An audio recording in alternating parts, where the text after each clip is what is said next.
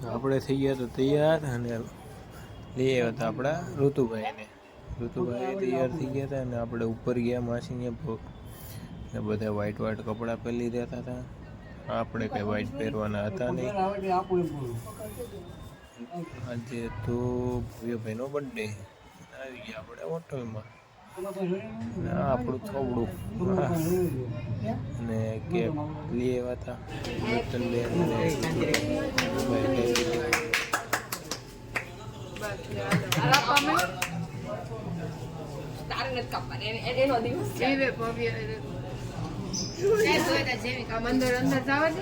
Mummy કાપી દે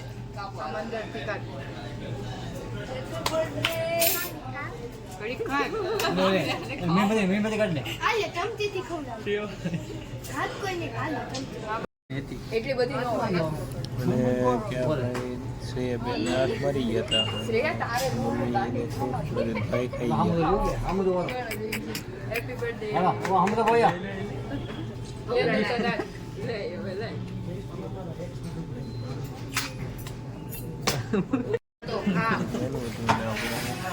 ઢોકર થઈને ભાઈ નીચેથી નીકળ્યા અને આપણે નીચે ઘડીક બહાર બેઠા હતા.